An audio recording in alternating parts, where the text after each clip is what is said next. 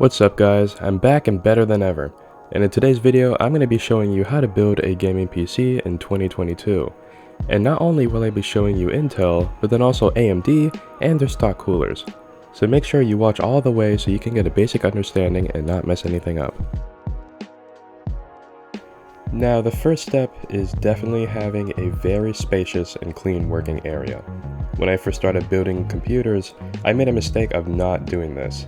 Trust me, you're going to have a lot of parts everywhere and you're going to want to have plenty of space to put your tools and your parts. You're also going to want to take note of some tools that you're going to need. These are going to be an anti-static bracelet. This was made to protect you and your components from static electricity. A crosshead screwdriver, preferably one that has a magnetic tip. Trust me, you're going to use this a lot. And finally, some thermal paste. It doesn't have to be a lot. Chances are you're probably not even going to use it, if you have bought a certain cooler anyways. Now, adding on to step 1, you're going to want to prepare your case.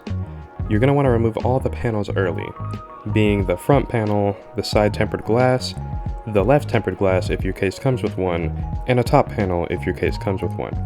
That way, it's easier to install certain components such as fans or a power supply, and you won't have to worry about it when you get to that step. Now, your second step is installing fans. Go ahead and skip this step if it either comes with fans on all panels, or if you didn't purchase any. You're going to want to use fan screws. They'll look like these. It should have came with your fans if you purchase any, and in some cases, your tower. Go ahead and place your fan according to the direction of airflow. An example, my case has 3 fans for intake, so I'll make this fan exhaust. When screwing it in, it might be a little tough, so apply enough force, but too much can strip the mounting plastic. If you feel a little bit of heavy resistance, go ahead and stop. Now for your third step, we're going to go ahead and prepare your motherboard to be installed into the chassis. You're going to want to put your anti-static bracelet. And also for this step, I'll explain the steps for Intel and AMD processors. If you're using AMD, go ahead and skip this step. This is for Intel LGA. We're going to install the processor first. The first thing you'll see is the motherboard pins cover. Keep that on there for now. Go ahead and lift up the main retention bar on the right side of the socket. Then before you lift up the retention plate, look at its bottom left corner. You'll see a small arrow engraved into it. Take note of that. Next, grab your processor. Look at the bottom left corner of it. You should see a gold arrow. Now go ahead and place the processor according to the placement of the arrow you looked at on the retention plate.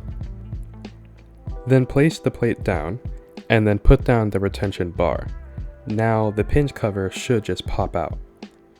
And don't worry, it's completely normal. Go ahead and tuck that away. You'll need that if you want to do an RMA. Now this next process is for installing AMD AM4 processors. Go ahead and look at the top left corner of the socket. You'll see a small arrow. Make sure you take note of that. Go ahead and lift up the retention bar. You should see the socket move a little bit. Don't worry, that's completely normal. Grab your AM4 processor. You should see a small golden arrow at the bottom left corner of the processor.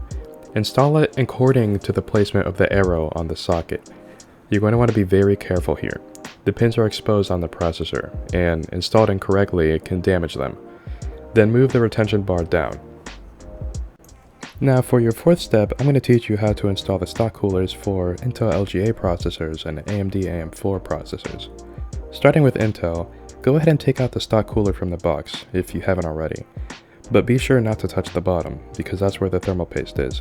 If it did not come with thermal paste, place a small pea-sized drop on the IHS of the processor. Go ahead and place it up top the processor. Rotate it where it's more convenient for you. Then go ahead and apply pressure to the black clips on each corner of the cooler. You should hear click when it's locked in.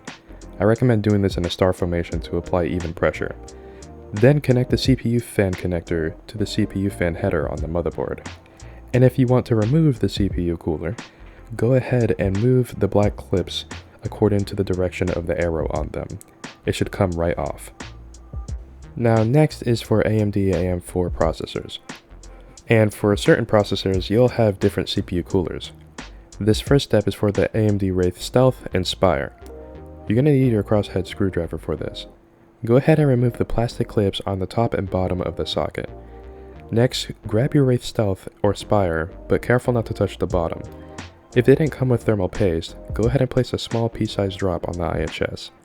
Place it on the processor. Next, you're going to want to go ahead and screw down each retention screw on the corners of the cooler. There may be a little force. I recommend doing this in a star formation. Then next, go ahead and plug in the CPU fan connector into the motherboard's CPU fan header. Finally, this step is for the Wraith prism. You should see a metal retention on the top and bottom of the cooler. Align the holes of the retention to the clips of the plastic on the top and bottom of the processor socket. Placing the cooler at an angle will make this easier. Next, do the same thing for the top retention. Then move the black plastic bar on the top of the cooler all the way to the left. It should be a little tough, so apply force. Then go ahead and connect the CPU fan header to the motherboard. Step 5 is going to be installing an M.2 SSD. If you don't have a drive like this, go ahead and skip this step. Remove any heatsink your motherboard may have for this drive. You should see 3 to 4 holes, depending on your motherboard of course. Go ahead and choose one according to the length of your drive. Once you've picked one, go ahead and screw in the small M.2 standoff. It should have came with your motherboard or your case. It will look like this small little hex screw with a hole on top, and it should have came with a smaller screw. Go ahead and screw it down, hand tightening of course. Then place your M.2 SSD. Make sure you align the notch of your SSD with the notch of the socket, or you might damage it. And then of course hold down the SSD using finger pressure and screw it down. Now for step 6, I'm going to show you how to install your RAM. Now it's really important that you follow close for this, or else you risk damaging your RAM or your motherboard. Look through your motherboard manual. You should have seen where it says to install the RAM. An example would be, for my motherboard, I have 2 sticks of RAM. I need to install it in A2 and B2. Every motherboard is different, so make sure you check where to install it. Now go ahead and look at your motherboard. Your RAM slots should look like this. Go ahead and open the latches according to the amount of RAM you have. Since I have 2 sticks, I'll open the latches for A2 and B2. Then look at your RAM sticks. You should see a notch in them. Align the notch of the RAM to the notch of the RAM slot. Then firmly press down. You should hear a click on both the top and bottom sides. Now that we have the motherboard ready, it's time to install it into the chassis. But first we need to install the power supply and the motherboard standoff, so let's get to it. For step 7, installing the power supply is super simple. Go ahead and look at your case's accessory box or bag. It should have came with some power supply screws. If it didn't, then go ahead and look at the power supply box. It should have came with some. They look like these, but every case is different. Now for most cases, the supply cage will be on the bottom, but sometimes it's on the side or even on the top. It's about the same process for each one, so just go ahead and follow these steps. Align the holes of the power supply to the mounting holes of the case. In some cases you'll have to hold it. Keep in mind some power supplies are modular, semi-modular, and non-modular. If your power supply is modular or semi-modular, I recommend installing the cables before you install it into the case. It will make things easier. Once you have everything aligned, using the correct screws, go ahead and screw down the power supply tight to the case. Now, leading with step 7, go ahead and look for the standoffs of the motherboard. It should have came pre-installed in your case, if you're using a modern case at least. It's always best to double check, and if you're missing a standoff, go ahead and grab the extra one that should have came with your case or motherboard and install it in the missing hole. Now for this next step, you're going to want to wear your anti-static bracelet. Go ahead and grab your motherboard and place it into the chassis. If your motherboard didn't come with a pre-installed input-output shield, now would be the time to install it. You want to place it here, and make sure you use light pressure to place it in. If you don't want to apply too much pressure because then you might damage it. Also, make sure you have the holes of the shield flush with the holes of the motherboard, or the ports of the motherboard. And once you have the shield installed, go ahead and install your motherboard. Make sure all the standoffs are flush with the holes of the motherboard. Then, using the correct motherboard mounting screws, screw down the motherboard until you feel resistance. Now that we have the motherboard installed, let's go ahead and install your hard drive. Go ahead and skip this step if you don't have this kind of storage drive. If your case has a storage drive cage, go ahead and take it out. They'll usually look like this, and they're held on by a couple of screws. Now go ahead and take out the drive mount for the cage, and keep in mind not every single mount looks like this, though most mounts should be a little flexible.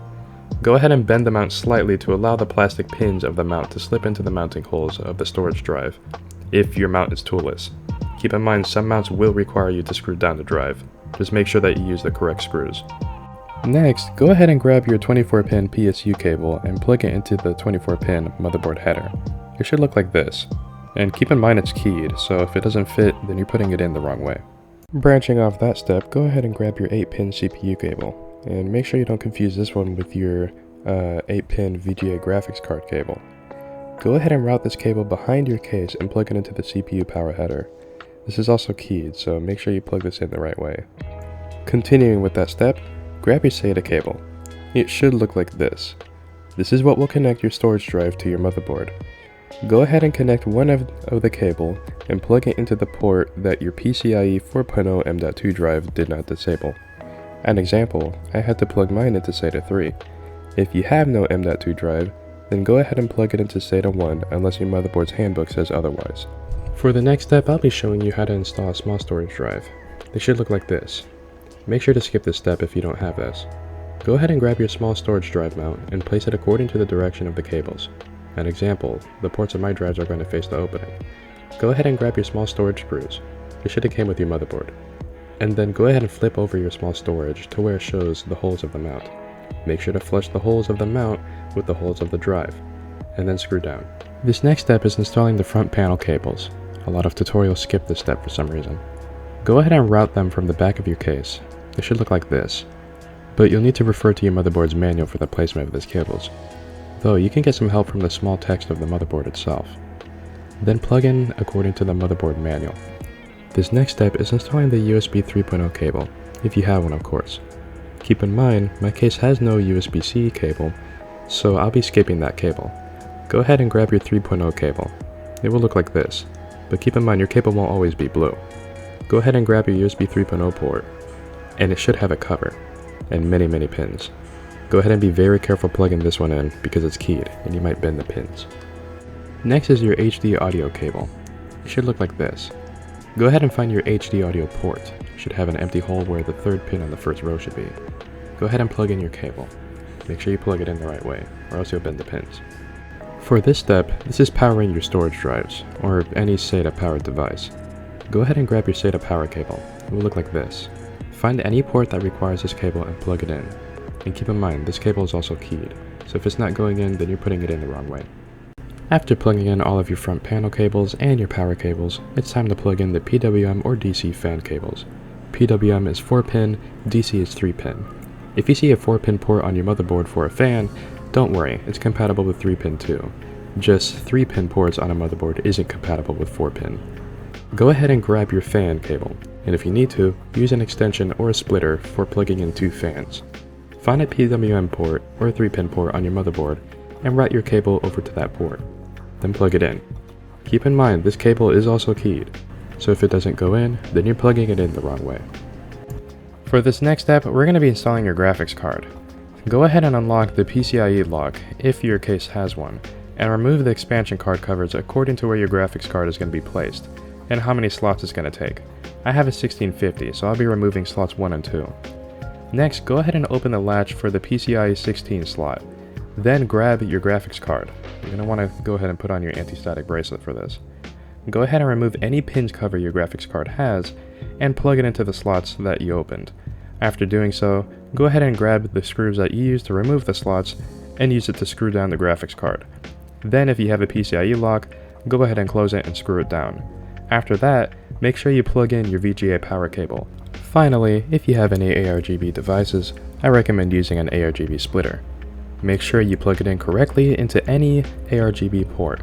It will most likely be 3-pin. I will not be making a step for wire managing because the way everyone does it is different, and I like to leave it up to you to decide how to wire manage your computer. And there you go, that's how you make a gaming computer in 2022. Now, keep in mind, your computer does not have to be perfect. When I first started building computers, I barely knew what I was doing, and all of my computers definitely did not turn up great.